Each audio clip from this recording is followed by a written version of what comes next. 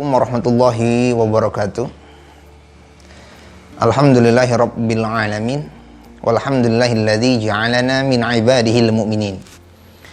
Allahumma sholli ala sayyidina Muhammadin wa ala alihi wa ashabihi ajma'in.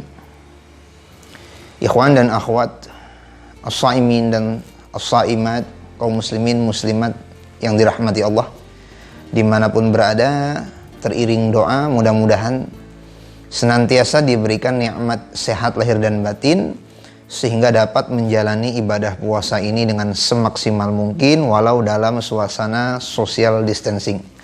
Amin amin ya rabbal alamin. Pemirsa sekalian yang dirahmati Allah, di bulan Ramadan ini selain daripada berpuasa, jangan sampai kita lalai terhadap satu kewajiban lain yang harus kita tunaikan, yaitu berzakat. Zakat ada yang disebut dengan zakat fitrah, ada yang disebut dengan zakat mal. Zakat fitrah diwajibkan kepada umat Islam yang memiliki kelebihan makanan hingga esok hari. Dan zakat mal diwajibkan kepada orang-orang yang memiliki harta dalam jumlah tertentu dan dalam jangka waktu tertentu, yang disebut dengan nisab dan haul.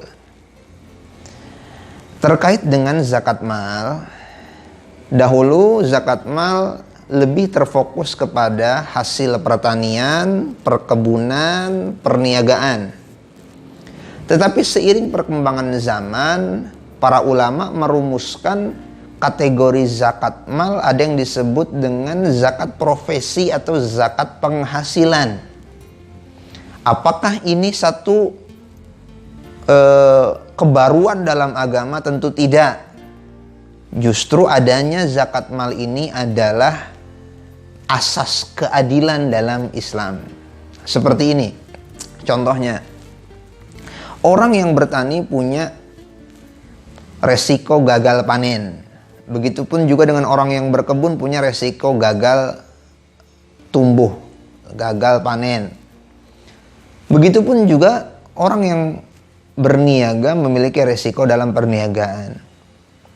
Tapi saat ini pertanian semakin berkurang, perkebunan semakin sempit. Dan banyak daripada saudara kita yang menjadi karyawan, menjadi profesi tertentu yang memiliki penghasilan relatif lebih besar daripada pertanian, perkebunan, atau perniagaan. Contohnya siapa? Contohnya misalnya dokter spesialis, atau juga guru besar di perguruan tinggi, atau yang pasti adalah pejabat tinggi negara. Nah, ini adalah mereka orang-orang yang memiliki income bulanan relatif besar dan relatif aman, karena tidak mungkin ada istilah gagal panen, tidak akan kehilangan konsumen seperti orang yang berniaga, orang yang berdagang flat. Jika yang memiliki resiko harus membayar zakat, zakatnya 5% bagi pertanian yang tidak tada hujan, 10% bagi pertanian yang tada hujan. Apalagi ini yang relatif aman, penghasilan yang relatif aman. Justru ini adalah keadilan dalam Islam. Nah, inilah yang dirumuskan, kemudian dikokohkan oleh diantaranya Syekh Wahbah Az-Zuhaili rahimahullahu ta'ala, Syekh Yusuf Al-Qaradawi, Syekh Abu Zahrah, dan Syekh Abdul Wahab Khalaf, dan beberapa ulama kontemporer lain. Asas keadilan dalam Islam, dua-duanya sama-sama menjadi sumber penghasilan, menjadi sumber income. Yang ini yang bertani berkebun harus zakat, yang ini yang karyawan, pejabat negara, dokter, guru besar perguruan tinggi, atau pengacara yang penghasilannya banyak wajib mengeluarkan zakat. Nah, ini pertama, filosofi keadilan. Yang kedua adalah dalam profesi kita seringkali terjadi hal-hal yang syubhat. Contohnya, terlambat 3 menit atau 5 menit dalam kerjaan dengan gaji tetap, itu mestilah di dalam gajinya ada sedikit yang tidak lagi menjadi hak kita. Kenapa? Ada waktu yang kita buang, ada waktu yang kita potong. Nah, hal-hal yang seperti inilah yang mungkin menjadi kotoran, menjadi polusi di dalam harta kita. Maka itu zakat kan untuk mensucikan. Khudz min amwalihim shadaqatan tutahhirhum wa tuzakkihim biha. Ambillah sedekah zakat itu supaya mensucikan harta. Mensucikan itu seperti apa? Mensucikan itu seperti baju. Baju yang bersih, baju yang suci, terkena kotoran, terkena najis. Apa yang kita lakukan? Bersihkan kotorannya, hilangkan najisnya, sisakan bajunya. Itu kalau misalnya barang yang terkena najis adalah barang suci.